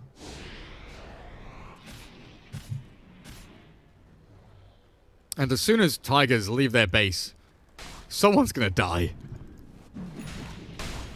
The thing is, they don't have the comeback heroes. Troll has the Fusel Blade queued up. He deals a lot of damage in team fights. Just need to have this Tusk and the Tidehunter to actually control them. KP finally has his teamfight combo. Helm of the Dominator Centaur. Let's see what you've got. He's going into Halberd as well, which is a really nice little pickup against that Yeah, it's Troll. great against Troll and OD. One of the best items you can get. Oh, and he has a blink on Courier. Man. Halberd is back in base. We've got a blink Darkseer with a vacuum and the Centaur Stomp. Where is Mr. Centaur? Where's he? I wish I could find him with a hotkey or something.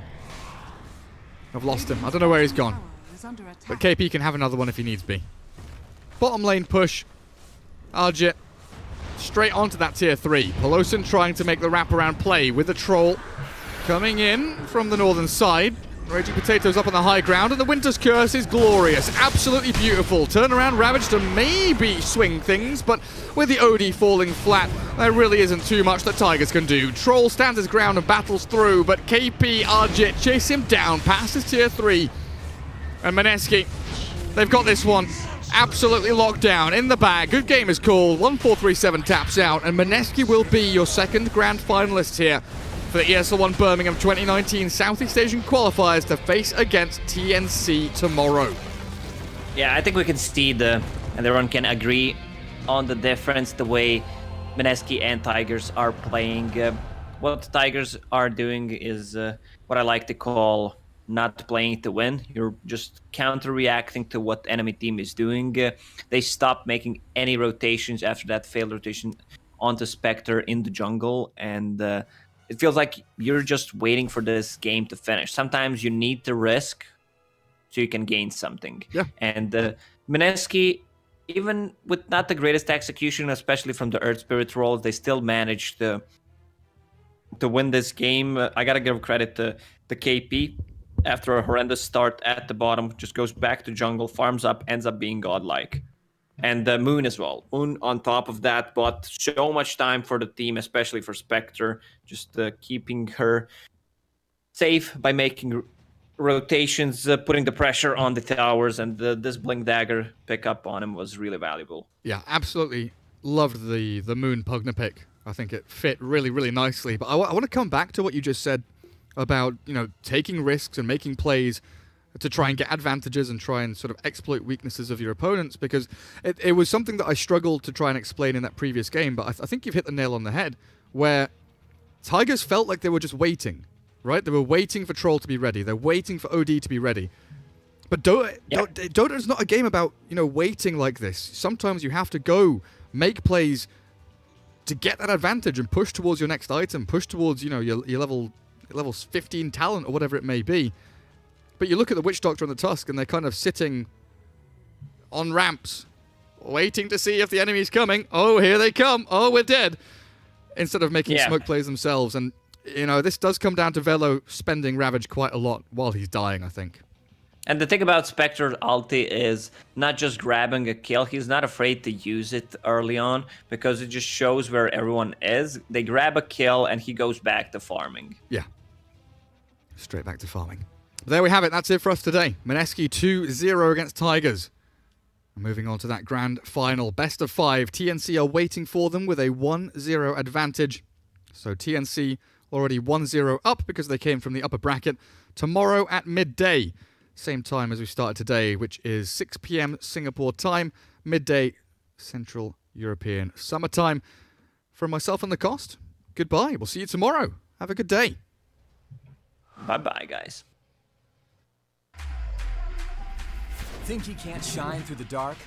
Stream a Roshan Steel in high resolution? And record a play for the history books? Watch this. Think he can't make a victory go viral? Watch this. Think a support can't be in the spotlight? Watch this. On Intel Core i7, a legend can rewrite his own legacy. Game, record, stream without compromise on Intel Core i7. Remember where it started. Your first experiences.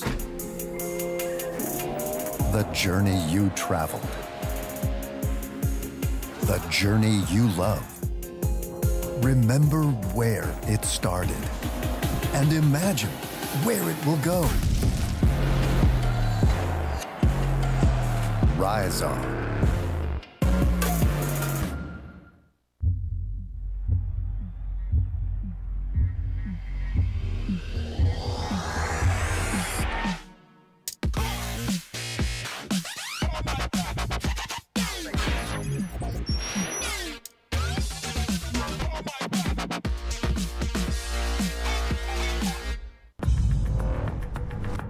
No matter what your passion is, soccer, rugby, racing, or esports, become a part of the experience with the moments we deliver. This is Game Fuel. 16 ounces of pure annihilation.